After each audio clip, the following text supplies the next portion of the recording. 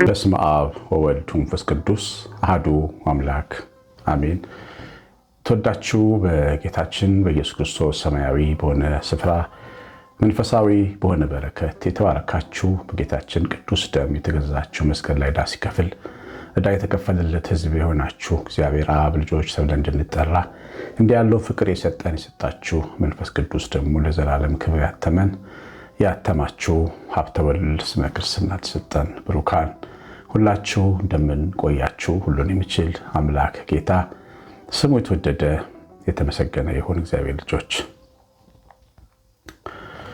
ዛሬ ዮሐንስ ወንጌል ምዕራፍ 5 ላይ አንድ 38 ዓመት አልጋ ላይ የነበረን ሰው ታሪክ እናውቃለን፣ እናነባለን። በቤተ ክርስቲያን ቋንቋ መጻጉዕ ተብሎ ይጠራል። ይሄ ሰው 38 ዓመት ሙሉ አልጋ ላይ ተኝቶ ለብዙ ዘመናት ቆይቷል እና ዓለምን ሲታዘብ፣ ሰዎችን ሲታዘብ፣ ስጋ ለባሽን ሲታዘብ ኖረዋል።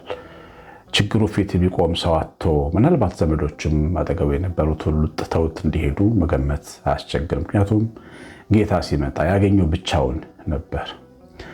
ችግር ብዙ ነገር ያሳያል። ታውቃላችሁ፣ የዘመድን እውነተኛነት፣ የዘመድን አንዳንድ የባዕዳነት፣ ወዳጅ መቼ እንደሚወድ መቼ እንደሚሰለች፣ ሰው መቼ እንደሚደክም መቼ እንደሚበረታ የምናይበት እውነተኛ ወዳጆቻችንን በስጋ የምንለይባቸው ጊዜያቶች ችግር የሚባለው ክፍለ ጊዜ ነው። ያው ታውቃላችሁ፣ ትምህርት ቤት ስንማር ደወል ሲደወል ክፍለ ጊዜዎች ይታወቃሉ። ሂሳብ አስተማሪ ይመጣል። እሱ ሲወጣ ደግሞ ደውል ሲደወል ቋንቋ አስተማሪ ይመጣል። እንደዚያ ነው። ደውል አለው። በደውል ነው ክፍለ ጊዜዎች የሚለዩት እና ህይወት ደውል ስትደውል አንዳንድ ጊዜ እንደዚህ አይነት እንደ መጻጉዕ አይነት ከባድ ክፍለ ጊዜ ሲመጣ ማን ወላጅ፣ ማን ጠላት፣ ማን አስተማሪ፣ ማን ደግሞ የክፉ ቀን ባለውለታ እንደሆነ እንመለከታለን። ማየት የምንችልባቸው ወርቃማ ጊዜያቶች ናቸው እነሱ ጊዜያቶች። ሕግህን ስርዓትን አስተማር ዘንድ ያስጨነቀኝ ለመልካም ሆነልኝ ብሎ ነቢዩ ዳዊት እንደተናገረ ስርዓት የምንማርባቸው ጊዜያቶች ይሆናሉ። እነዚያ ጊዜያቶች በሰው ላይ የሚታመን ልባችን ከሰው ትከሻ ተነስቶ እግዚአብሔር ትከሻ ላይ የሚቀመጥበት ጊዜ ይሆናል። ያ ጊዜ የመጻጉዕ ጊዜ፣ የመጻጉዕ ወራት አይኖቻችን ከትምክህቶቻችን የሚወርዱበት፣ እንደ ዘኬዎስ ከሾላ የምንወርድበትና ጌታን በቤታችን የምንቀበልበት፣ ከፍ ብለን የምንኖር ሰዎች፣ የምንመካባቸው፣ የምንጠለጠልባቸው፣ እከሌ ያለልኝ የምንላቸው ሰዎች ሁሉ አመድ ሆነው ብቻችንን ቀርተን ወደ ትክክለኛው አምላካችን የምንመለስባቸው ጊዜያቶች ይሆናሉ። እነዚያ ቀናት አይኖቻችን የምንከፍትባቸው፣ ሁሉ ወዳጅ እየመሰለን የታለንባቸው ጊዜያቶች ጥቀርታ አልፈው አይኖቻችን የምንከፍትባቸው ጊዜዎች ይሆናሉ እና እንደ ሰው የምናስብባቸው፣ ክፉና ደጉ የምንለይባቸው፣ በክፎች እንዳንታልልም የምንጠነቅባቸው ጊዜያቶች ይሆናሉ። እነዚያ ቀናት እግዚአብሔር ብቸኛ ተስፋ፣ መድኃኔዓለም ብቸኛ ረዳት እንደሆነ፣ ሁሉ ሲተው የማይተው፣ እናት ዞር ስትል አባት ዞር ሲል፣ ወንድም እህት ትቶ ሲሄድ ሲሰለች፣ አክስት አጎት ሲሰለች የማይሰለች አጠገብ ቆሞ እስከ መጨረሻው ድረስ የምታዩት መድኃኔዓለም ኢየሱስ ክርስቶስ እንደሆነ የምናይበት ክፍለ ጊዜ ነው የመጻጉዕ ክፍለ ጊዜ። የመጻጉዕ ክፍለ ጊዜ ጊዜው ረዥም ነው፣ በጣምም አድካሚ ነው። በጣም ብዙ ሰዎች በዛ ክፍለ ጊዜ ውስጥ ያላችሁ ሰዎች አላችሁ። ይህንን ትምህርት አልጋ ላይ ሆናችሁ የምታዳምጡ ብዙ ወንድሞችና እናቶች እህቶች አላችሁ።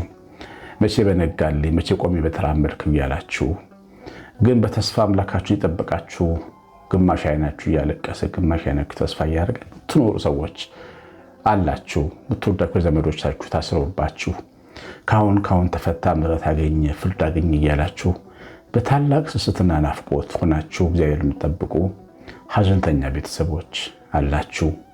እንዲሁ የምትበሉት እንጀራ ተቀምታችሁ ከስራ ተባራችሁ ተፈናቅላችሁ ከሀገር ከወገን መቼ ነው ወደ ሀገር የሚመለሰው እያላችሁ፣ እንጀራዬ መቼ ነው የሚመለሰው እያላችሁ በተስፋ የምትኖሩ በጣም ብዙ ክርስቲያኖች አላችሁ።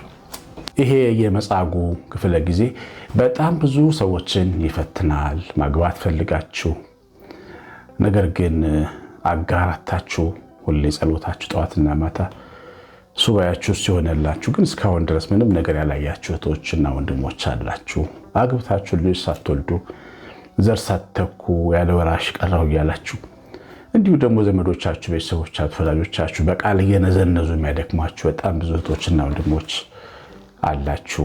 ይሄ ጊዜ ቀላል አይደለም። በኃጢአት ስርዓት ወድቃችሁ የምትነሱ ማይመስል ድካም ውስጥ የበለጠ በድካም ላይ ድካም፣ በኃጢአት ላይ ኃጢአት እየሰራችሁ ተስፋ ቆርጣችሁ በዝለት ቀንበር ስር የምትኖሩ በጣም ብዙ ወጣቶች አላችሁ። ብቻ ቤት ይቁጠረው። ሰው የታሰረበት ስርዓት ቢዘረዘር ቢቆጠር አያልቅም። እንደ ዝናብ ጠብታ ብዙ ነው።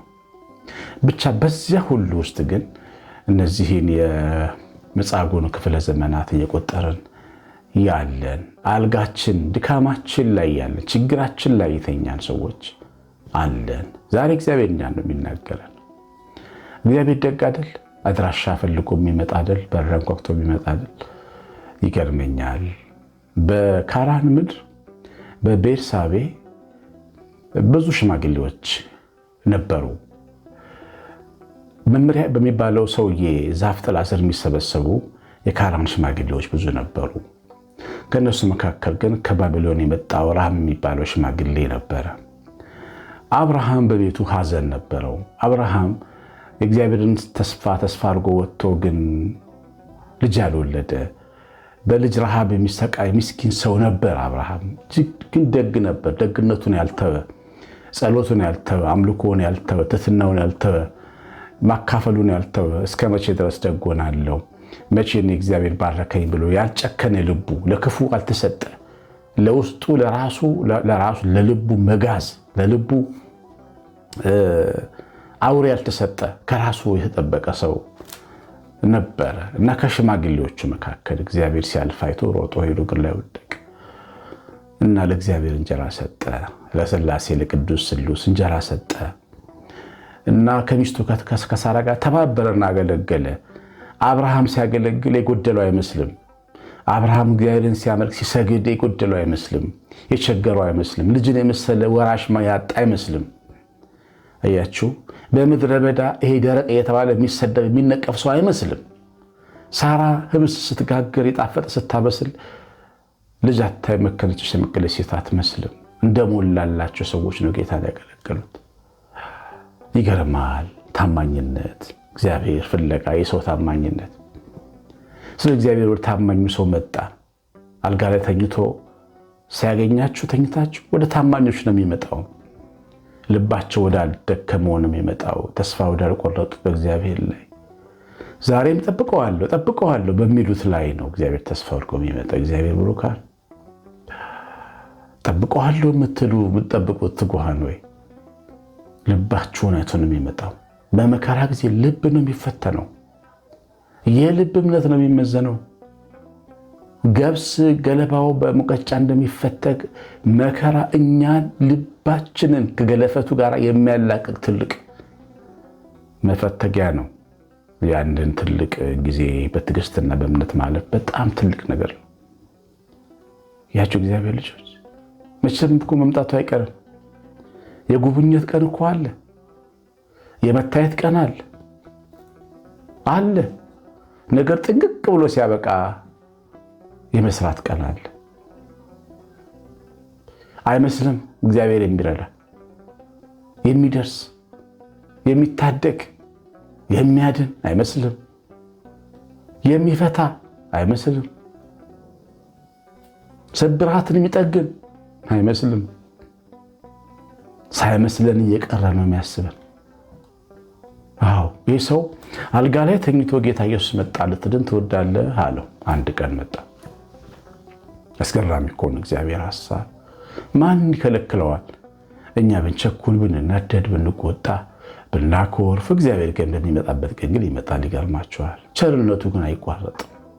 ምሕረቱ ግን አይቋረጥም። እንደኛ አይደለም፣ እንደ ደመና አይገፋም። ጌታ እግዚአብሔር ግን ምስጋና ይግባው። በሚመጣበት ሰዓት በታማኝነቱ ይመጣል። ወደ መጻጉዕ መጣ እና የደከመን ሰው አገኘ። አልጋ ላይ ተኝቶ ቁስሉ ሰውነቱ አጥንቱ ሰሎ ብቻ እንዳይመስላችሁ ልቡ መንፈሱ ደክሞ ነው ያገኘው።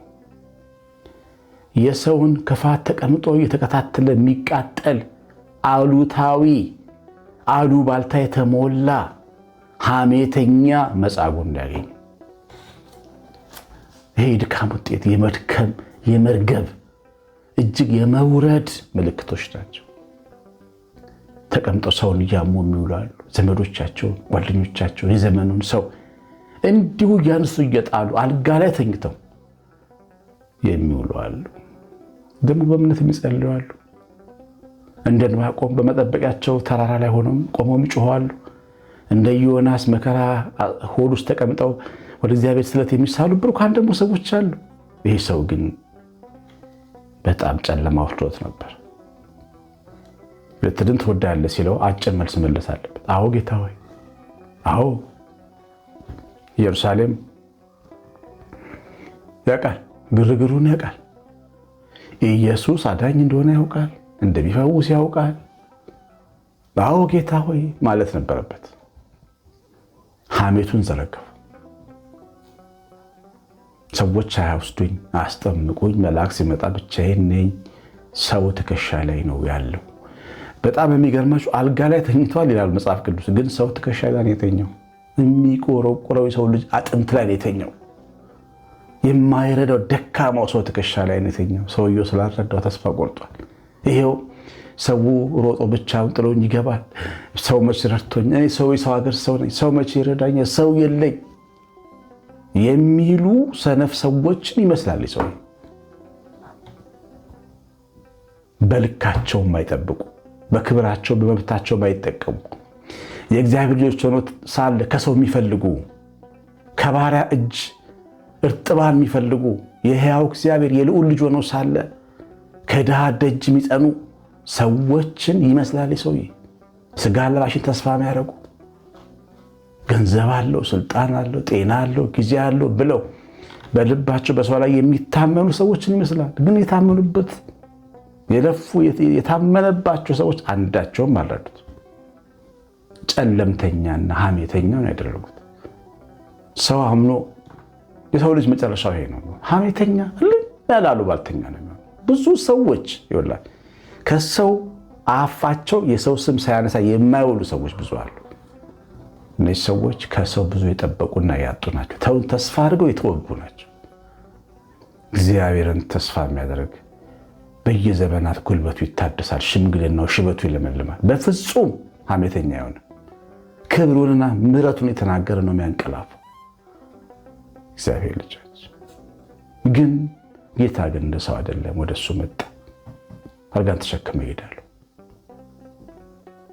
ተሸክሞ ሄደ። ክብር ምስጋና ይግባው መድኃኒዓለም። እንዲህ ከሆነ ይወላችሁ ከችግራችን የምንነሳበት ቀን ይመጣል። እግዚአብሔር ለእያንዳንዳችን በየቤታችን የተናገረ ነው። ከችግራችን ቀንበር የምንወጣበት ነፃ የምንወጣበት ቀን ይመጣል። እግዚአብሔር ጊዜ ያለው የተስፋ አምላክ አለ። የማይለወጠው አምላክ እኛ ብንለወጥ የማይለወጥ፣ እኛ ቢከፋን፣ እኛ ቢደክመን፣ እኛ ብንዝል ብንገለባበጥ፣ እግዚአብሔር ግን በታማኝነት ቦታው አለና ይመጣል። ዓለም ላይ ያለው ሰው የነበረውና ያለው እግዚአብሔር ስለመጣለት ሁሉ በጊዜው ስለተጎበኘ ነው። ለሁሉ ቸርነት አደረገ ነው። በቅዳሴያችን ላይ ሰብህዎ ኩልክሙ አሕዛብ ሁላችሁ አመስግኑት ብሎ ካህኑ ያዛል። እስመ ጸናት ምሕረቱ ላዕሌነ፣ በእኛ ላይ ምሕረቱ ጸንታለች ብሎ ህዝቡ አንድ ላይ ሃሌሉያ ብሎ ያመሰግናል እግዚአብሔር። ቅዳሴያችን ላይ አሕዛብ ሁሉ ብዙ ህዝብ ማለት ብዙ ህዝብ ሰብህዎ አመስግኑት። ለምን? ምሕረቱ በእኛ ላይ ጸንታ፣ መጎብኘቱ፣ ጉብኝቱ፣ ትድግናው፣ መድረሱ፣ ቸርነቱ ደርሳን ነው በሕይወት ያለ ነው። ወልደን የሳም ነው። ተኮለን የተዳር ነው። አልቀሰን የቀበር ነው። እግዚአብሔር አብሮን ስላለ ነው። አልጋችን አጠገብ ቆሞ ስላስነሳን ነው። እያንዳንዳችን የወደቅንበት አልጋ ነበር፣ እግዚአብሔር አስነስቶን ነው። ዛሬም ያስነሳችኋል። ተስፋ አለ። ይመጣል። ነገም ተነገ ወዲያም በራሱ ጊዜ ይመጣል። ተስፋ ሳትቆርጡ ጠብቁት። በርቱ። ከአሉታዊ አስተሳሰብ ውጡ። ሰውን ከማማት ሰው ላይ ከመፍረድ ውጡ። ሰው እንደሆነ ሰው ነው፣ አቅሙ እሱ ነው። በቃ ምንም አዲስ ነገር የለው። እኛ ሰው እንደ እግዚአብሔር ስለመሰለን የተታለል ነው አይደለም። አይደለም። ሰው እንደ ኢየሱስ አይደለም።